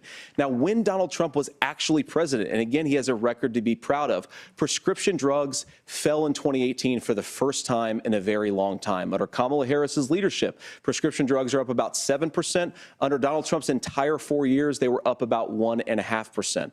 He introduced pricing transparency. Think about healthcare. You go into a hospital, you try to buy something, and nobody knows what it actually costs. That price transparency will actually give American consumers a little bit more choice and will also drive down costs. And we talked about, the reinsurance regulations is what I was talking about. Look, Donald Trump has said that if we allow states to experiment a little bit on how to cover both the chronically ill but the non-chronically ill, it's not just a plan. He actually implemented some of these regulations when he was president of the United States. And I think you can make a really good argument that it salvaged Obamacare, which was doing disastrously until Donald Trump came along. And I think this is an important point about President Trump. Of course, you don't have to agree with everything that President Trump has ever said or ever done. But when Obamacare was crushing under the weight of its own regulatory burden and health care costs, Donald Trump could have destroyed the program. Instead, he worked in a bipartisan way to ensure that Americans had access to affordable care. It's not perfect, of course, and there's so much more that we can do. I had to get some groceries on the way home from work. Donald Trump has earned the right to put in place some better health care policies. He's earned it because he did it successfully the first time. Governor? All right, here's where being an old guy gives you some history. I was there at the creation of the ACA. And the reason it was so important is I come from a major healthcare state, home of the Mayo Clinic, home to Medical Alley. 3M, Medtronic, all of those. Everybody's we understand healthcare. It's why we're ranked first first on affordability and accessibility and quality of healthcare. And so what I know is under Kamala Harris, more people are covered than they have before. And those of you listening, this is critical to you. Now, Donald Trump all of a sudden wants to go back and remember this. He ran on the first thing he was going to do on day one was to repeal Obamacare.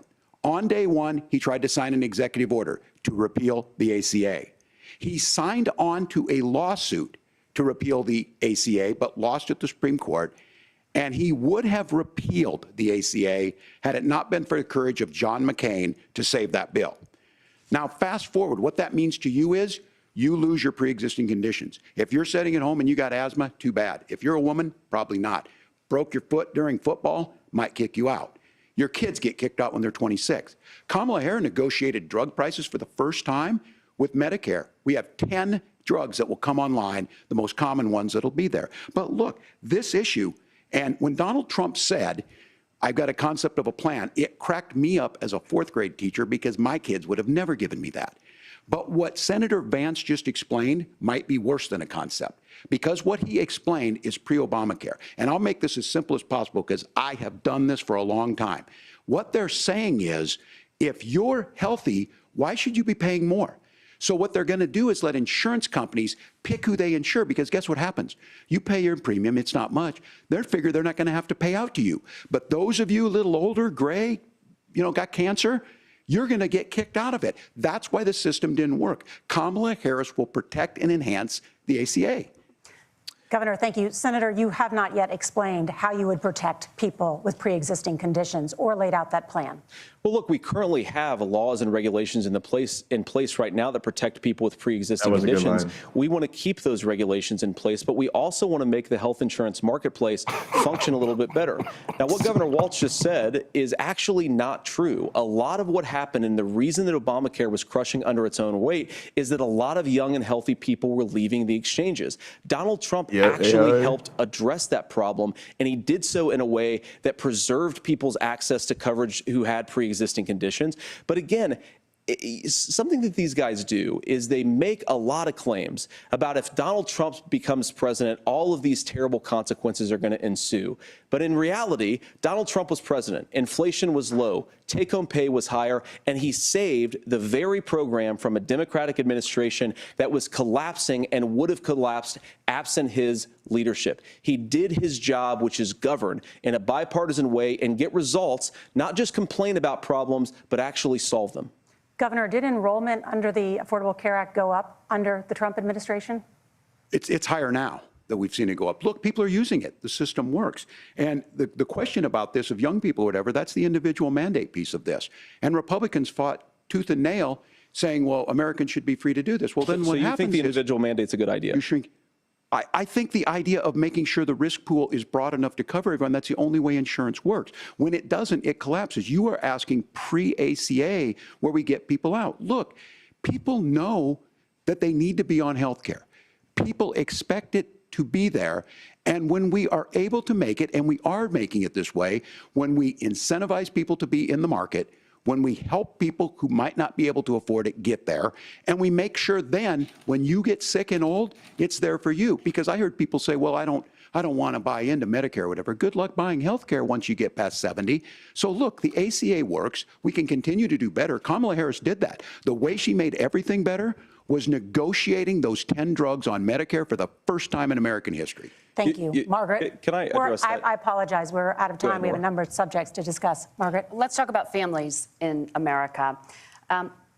There is a child care crisis in this country, and the United States is one of the very few developed countries in the world without a national paid leave program for new parents. Governor Walz, you've said that if Democrats win both the White House and Congress, this is a day one priority for you. How long should employers be required to pay workers while they are home taking care of their newborns? You have 2 minutes. Yeah, well, that's negotiable, and that's what Congress worked. But here's what the deal is. Americans sitting out there right now, you may work for a big company. Look, we're home in Minnesota to some of the largest Fortune 500 companies. Kamala Harris knows that in California. Those companies provide paid family and medical leave. One is, I think they're moral and they think it's a good thing, but it also keeps their employees healthy. We in Minnesota passed a paid family and medical leave. You have a child, and I had to go back to work 5 days after my kids were born. This allows you to stay home a certain amount of time. What we know is that gets the child off to a better start, the family works better, we stay in their employers, we get more consistency in that. So Kamala Harris has made it a priority. We implemented it in Minnesota and we see growth. That's how you become a pro-business state. But the negotiations on it, and here's the issue, those big companies are able to offer it. Those of you out there who don't have it, just imagine what happens if you get cancer or your child gets sick. We know what happens. You end up staying home. In some places, that means no paycheck because you've got no protection on that. This is the case of an economy that Donald Trump has set for the wealthiest amongst us. He's willing to give those tax breaks to the wealthiest. He's willing to say, bust those unions up, do whatever. What we're saying is the economy works best when it works for all of us. And so a paid family medical leave program, and I will tell you, go to the families or go to the businesses and ask them. As far as childcare on this, you have to take it at both the supply and the demand side. You can't expect the most important people in our lives to take either our children or our parents to get paid the least amount of money. And we have to make it easier for folks to be able to get into that business and then to make sure that folks are able to pay for that. We were able to do it in Minnesota, and I'm still telling you this. We were listed as the best state. We're still in crisis on this.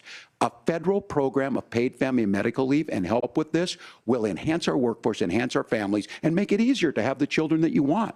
Governor, your time is up. Senator, do you support a national paid leave program? And if so, for how long should employers be mandated to pay their employees while they are home taking care of their newborn? You have 2 minutes. Yeah, well, first of all, Margaret, a number of my Republican colleagues and some Democrats, too, have worked on this issue. And I think there is a bipartisan solution here because a lot of us care about this issue. I mean, look, I speak from this very personally because I'm married to a beautiful woman who is an incredible mother to our 3 beautiful kids, but is also a very, very brilliant corporate litigator.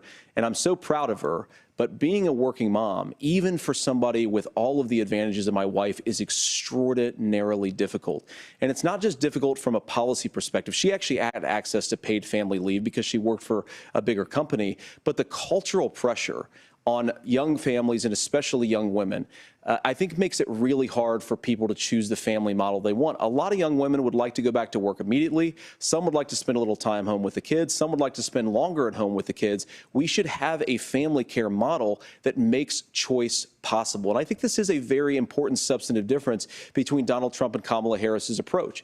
I mean, look, if you look at the federal programs that we have that support paid family leave right now, the Community Development Block Grant, and there's another block grant program that spends a lot of money from the federal government.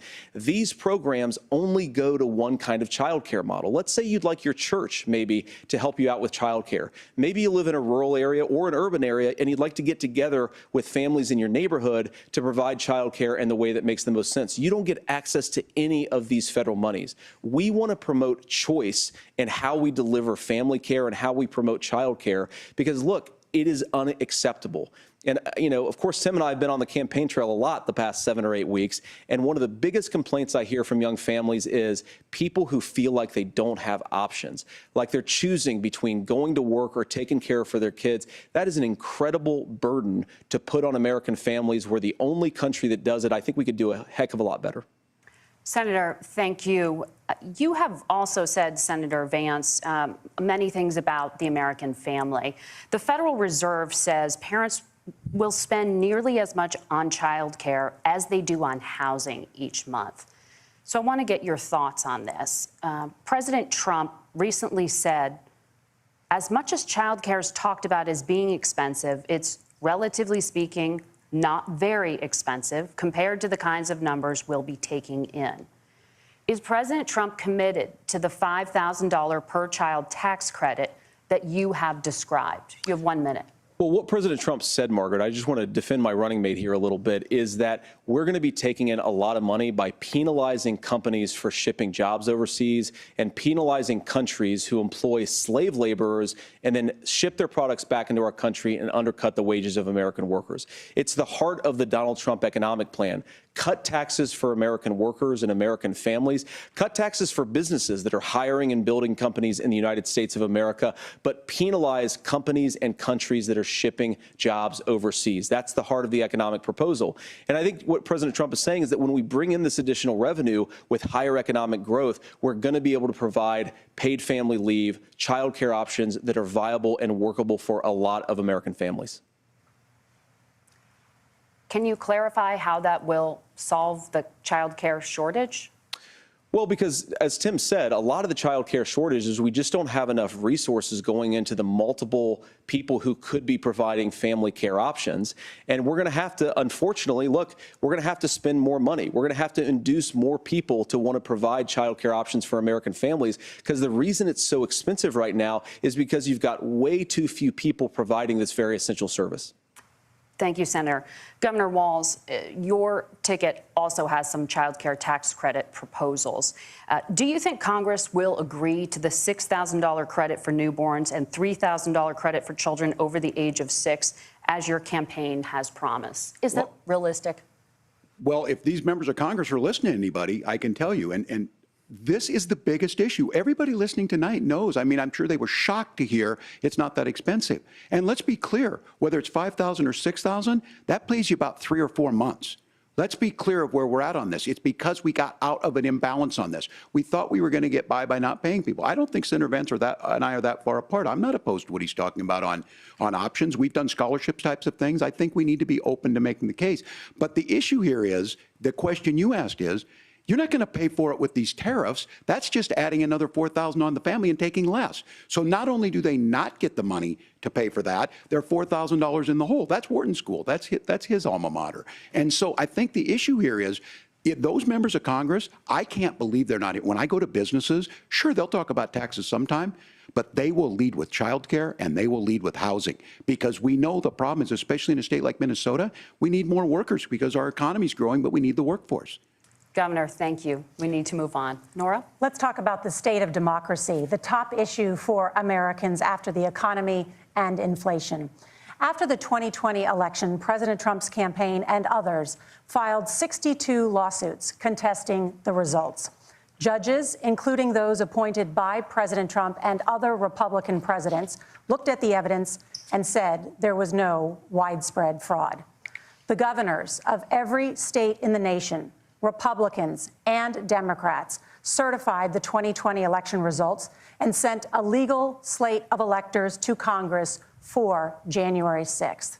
Senator Vance, you have said you would not have certified the last presidential election and would have asked the states to submit alternative electors. That has been called unconstitutional and illegal. Would you again seek to challenge this year's election results, even if every governor certifies the results? I'll give you 2 minutes. Well, Nora, first of all, I think that we're focused on the future. We need to figure out how to solve the inflation crisis caused by Kamala Harris's policies, make housing affordable, make groceries affordable, and that's what we're focused on. But I want to answer your question because you did ask it.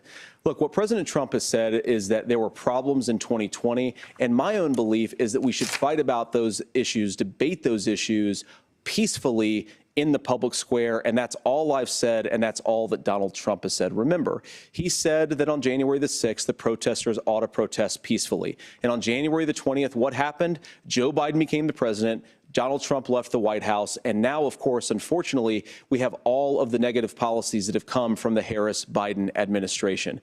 I believe that we actually do have a threat to democracy in this country, but unfortunately, it's not the threat to democracy that Kamala Harris and Tim Walz want to talk about. It is the threat of censorship. It's Americans casting aside lifelong friendships because of disagreements over politics. It's big technology companies silencing their fellow citizens. And it's Kamala Harris saying that rather than debate and persuade her fellow Americans, she'd like to censor people who engage in misinformation. I think that is a much bigger threat to democracy than anything that we've seen in this country in the last 4 years, in the last 40 years. Now, I'm really proud, especially given that I was raised by 2 lifelong blue-collar Democrats, to have the endorsement of Bobby Kennedy Jr. and Tulsi Gabbard, lifelong leaders in the Democratic coalition. And of course, they don't agree with me and Donald Trump on every issue. We don't have to agree on every issue, but we're united behind a basic American First Amendment principle that we ought to debate our differences. We ought to argue about them. We ought to try to persuade our fellow Americans. Kamala Harris is engaged in censorship at an industrial scale. She did it during COVID. She's done it over a number of other issues. And that, to me, is a much bigger threat to democracy than what Donald Trump said when he said that protesters should peacefully protest on January the 6th. Governor? Well, I've enjoyed tonight's debate, and I think there was a lot of commonality here. And I'm sympathetic to misspeaking on things, and I think I might have with the senator. Me too, man. There's one though that this one is troubling to me, and I say that because I think we need to tell the story. Donald Trump refused to acknowledge this. And the fact is that I don't think we can be the frog in the pot and let the boiling water go up. He was very clear. I mean, he lost this election, and he said he didn't. 140 police officers were beaten at the Capitol that day, some with the American flag. Several later died. And it wasn't just in there. In Minnesota, a group gathered on the state Capitol grounds in St. Paul, and said, we're marching to the governor's residence and there may be casualties. The only person there was my son and his dog, who was rushed out crying by state police. That issue, and Mike Pence standing there as they were chanting, hang Mike Pence. Mike Pence made the right decision. So, Senator, it was adjudicated over and over and over. I worked with kids long enough to know, and I said as a football coach, sometimes you really want to win, but the democracy is bigger than winning an election. You shake hands, and then you try and do everything you can to help the other side win. That's what was at stake here. Now, the thing I'm most concerned about is the idea that imprisoning your political opponents, already laying the groundwork for people not accepting this. And a president's words matter. A president's words matter.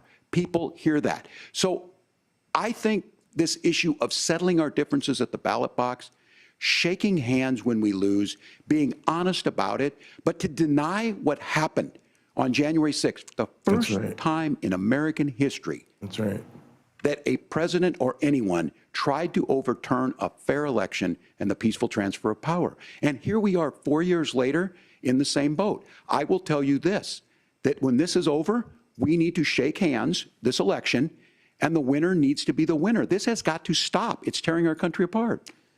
Margaret? Senator Vance, did you want to respond to that?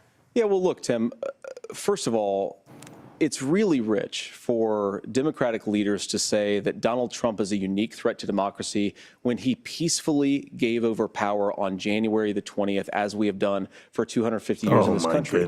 We are going to shake hands after this debate and after this election. And of course, I hope that we win, and I think we're going to win. But if Tim Walz is the next vice president, he'll have my prayers, he'll have my best wishes, and he'll have my help whenever he wants it. But we have to remember that for years in this country, Democrats protested the results of elections. Hillary Clinton in 2016 said that Donald Trump had the election stolen by Vladimir Putin because the Russians bought like $500,000 worth of Facebook ads. This has been going on for a long time. And if we want to say that we need to respect the results of the election, I'm on board. But if we want to say, as Tim Walz is saying, that this is just a problem that Republicans have had, I don't buy that. Governor. January 6th was not Facebook ads. And I think a revisionist history on this. Look, I don't understand how we got to this point. But the issue was that happened. Donald Trump can do it. And all of us say there's no place for this. It has massive repercussions. This idea that there's censorship to stop people from threatening to kill someone, threatening to do something, that's not censorship. Censorship is book banning. We've seen that. We've seen that brought up. I just think for everyone tonight, and I'm going to thank Senator Vance, I think this is the conversation they want to hear. And I think there's a lot of agreement, but this is one that we are miles apart on. This was a threat to our democracy in a way that we had not seen. And it manifested itself because of Donald Trump's inability to say. He is still saying he didn't lose the election. I would just ask that. Did he lose the 2020 election? Tim, I'm focused on the future. Did Kamala Harris censor Americans from speaking their mind in the wake of the 2020 COVID situation? That is a damning non-answer. It's a damning non-answer for you to not talk about censorship. Obviously, Donald Trump and I think that there were problems in 2020. We've talked about it. Good job, I'm happy Walz. to talk about it further. But you guys attack us for not believing in democracy. The most sacred right under the United States democracy is the First Amendment. You yourself have said there's no First Amendment right to misinformation. Kamala Harris wants to use the power of government and big tech to silence people from speaking their minds. That is a threat to democracy that will long outlive this present political moment. I would like Democrats and Republicans to both reject censorship. Let's persuade one another. Let's argue about ideas, and then let's come together JD Vance afterwards. You can't yell fire in a crowded theater. That's the test. That's the Supreme Court test. Tim, fire in a crowded theater. You guys wanted to kick people off of Facebook for saying that toddlers shouldn't wear masks. Senator, the governor does have the floor. Fire in a crowded theater. That is criticizing the policies of the government, which is the right of every American. Senator, the governor does have the floor for 1 minute to respond to you. Yeah, well, I don't run Facebook. What I do know is I see a candidate out there who refused, and now again, and this, I'm pretty shocked by this. He lost the election. This is not a debate. It's not anything anywhere other than in Donald Trump's world. Because look, when Mike Pence made that decision to certify that election, that's why Mike Pence isn't on this stage. What I'm concerned about is Where is the firewall this is so good. with Donald Trump? Oh, that's so good. Where is the firewall if he knows he could do anything, including taking an election, and his vice president's not going to stand to it? That's what we're asking you, America. Will you stand up? Will you keep your oath of office, even if the president doesn't? And I think Kamala Harris would agree. She wouldn't have picked me if she didn't think I would do that, because of course that's what we would do. So America, I think you've got a really clear choice on this election of who's going to honor that democracy and who's going to honor Donald Trump. Governor, your time is up. Thank you, gentlemen. We will be right back with both of our candidates. The CBS News vice presidential debate continues. So this is where we get back to that conflict, y'all. Like I said, JD's done the booty licking of Trump and been a good lapdog. And I think, overall represented himself well. I mean, it's MAGA, it's Trump. Like what? Y'all, the expectations are not on the floor. The expectations are in hell. But this is the dance. He can't be great for Trump and great for normal folks in America that they're trying to win over at the same time. So he made his bed and now he lays in it. So he's done his best not to upset his boss. But now all of America just heard him not say that Trump lost the election. And I don't know, that moment was terrible. I was like, bro, you're not winning independent voters, women, young folks, not nobody really that matters, but that you better hope MAGA turns out. And don't get me wrong, MAGA might turn out. I ain't gonna say MAGA not gonna turn out, but he ain't make no moves beyond their base talking like that. So that's why Pence isn't here. I know he nailed him on that. That was so good. That was so good. I was like, holy shit, he's frying this man. And yeah, and then he called out a damning non-answer. Yep. That was great. Yeah, I would. I wish they had like a fly on the wall camera, like wherever Trump is, right? And we could just be sitting there like watching his reactions on like a hidden camera or some shit like that. He'll probably spew some shit on. He'll spit some truths. He'll be composing some truths later.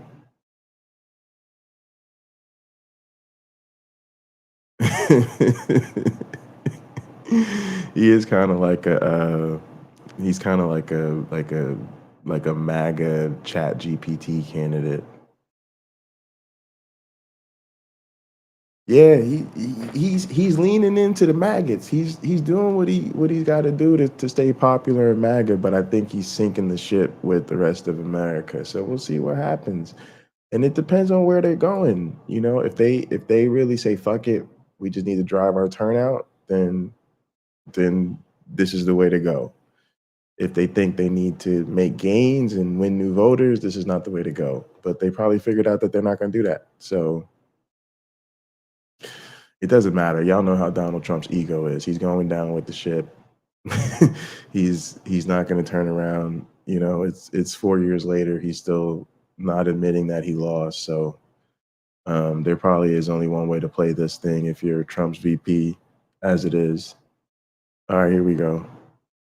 Oh no, they keep showing this ad for this thing with Ketanji Brown Jackson, and I keep thinking they're coming back. CBS ad for space tourism. I don't know, man. These ads are weird. That camera have ketchup all over it. In fried chicken grease. Oh man. Yeah, it would be fun to see the Trump family watch party Y'all know who's not there? Melania. Where is Melania? Is she okay? She gonna be like that that Scientology cult leader's wife. Where is Melania? We need to see Melania. Closing statement. Senator Vance won the virtual coin toss and elected to go last. So, Governor Walz, you are first. You have 2 minutes. Well, thank you, Senator Vance. Thank you to CBS News. And most importantly, thank you to all of you. If you're still up and the folks who miss Dancing with Our Stars, I appreciate it. But look, the support of the democracy matters. It matters that you're here. And I'm as surprised as anybody of this coalition that Kamala Harris has built, from Bernie Sanders to Dick Cheney to Taylor Swift, and a whole bunch of folks in between there. And they don't all agree on everything, but they are truly optimistic people. They believe in a positive future of this country and one where our politics can be better than it is. And I have to tell you, that better than it is the sense of optimism that there can be an opportunity economy that works for everyone, not just to get by, but to get ahead. And the idea that freedom really means something. Not the freedom of government to be in your bedroom or exam room, but the freedom for you to make choices about yourself. Now, look, we all know who Donald Trump is. He's told us, and as Maya Angelou said, believe him when he told you that.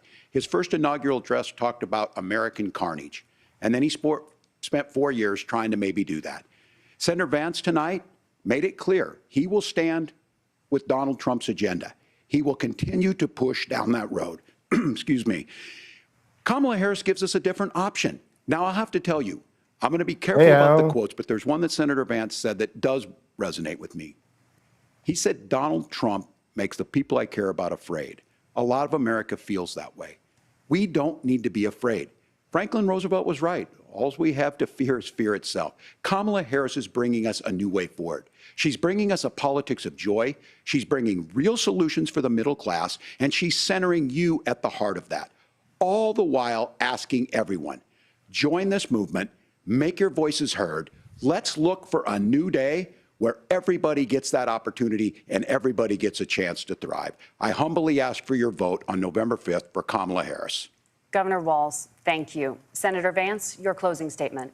Well, I want to thank Governor Walz, you folks at CBS, and of course the American people for tuning in this evening. And one of the issues we didn't talk about was energy. And I remember when I was being raised by my grandmother, when she didn't have enough money to turn on the heat some nights because Ohio gets pretty cold at night and because money was often very tight. And I believe, as a person who wants to be your next vice president, that we are a rich and prosperous enough country where every American, whether they're rich or poor, ought to be able to turn on their heat in the middle of a cold winter night. That's gotten more difficult thanks to Kamala Harris's energy policies.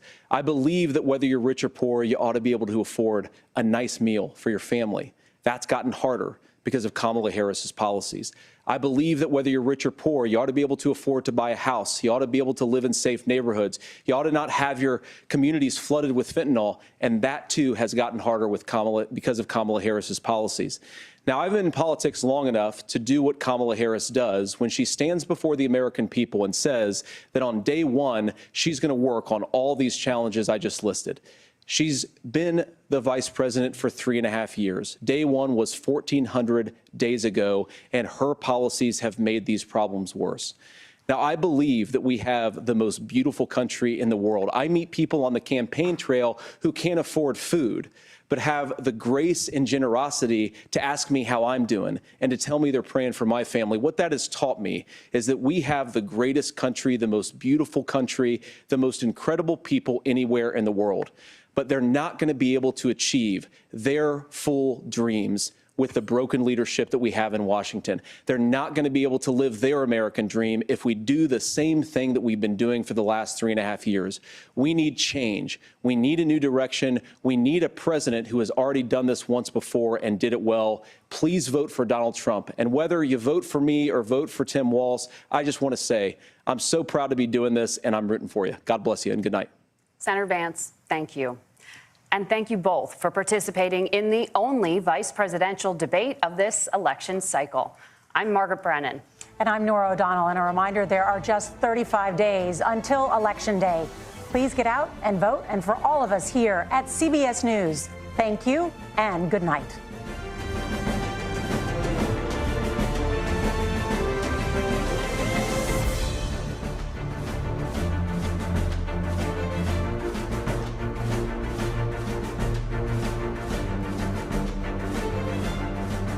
The first.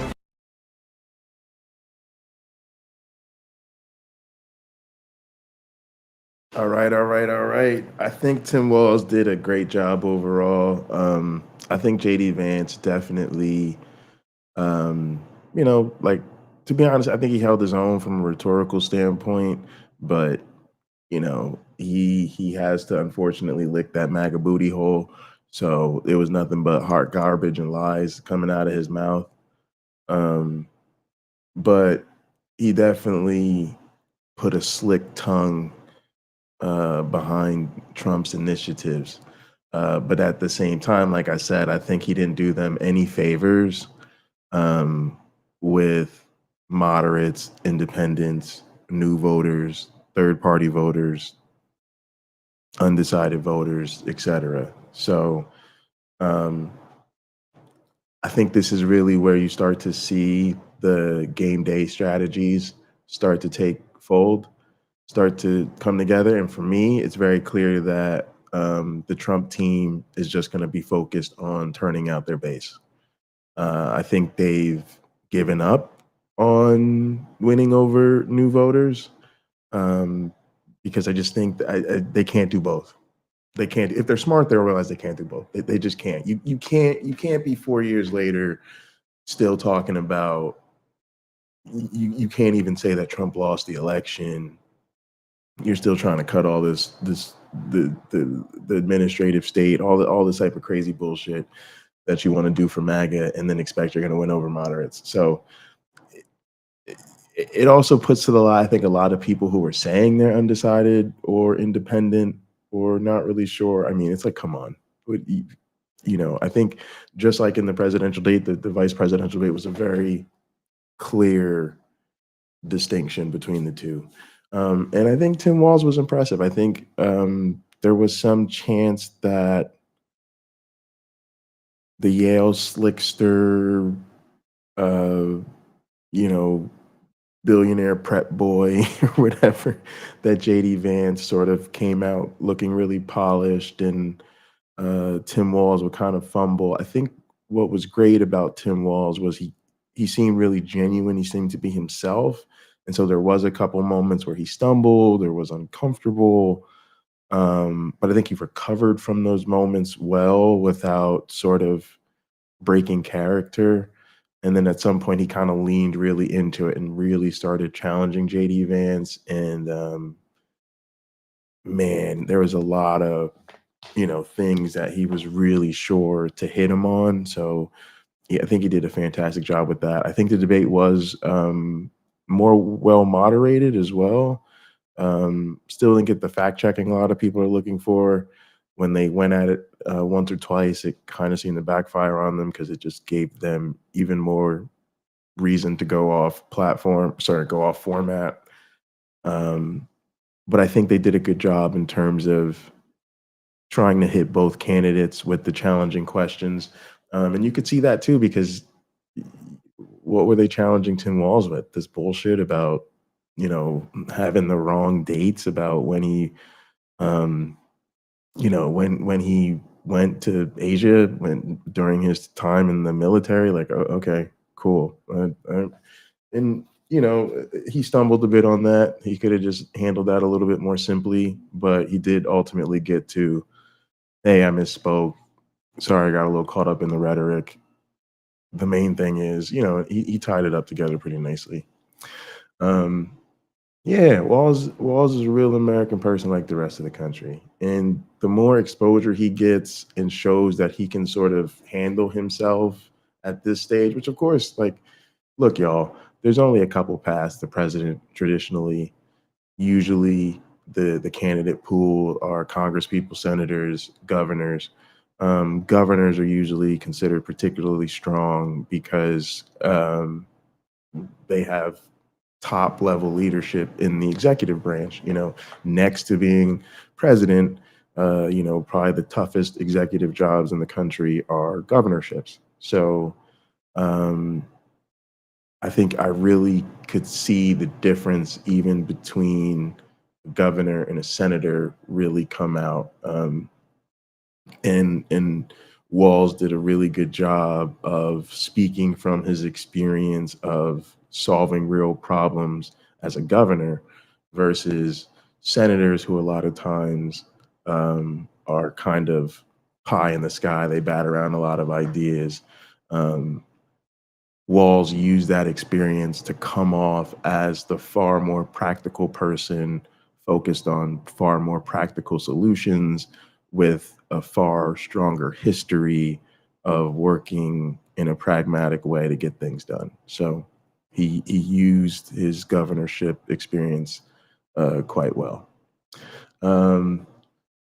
Kentucky Atheist, Joe, good to see you. All right, y'all, look, that's going to do it for me. Like I said, thank y'all so much for coming out for this. I really, really appreciate it.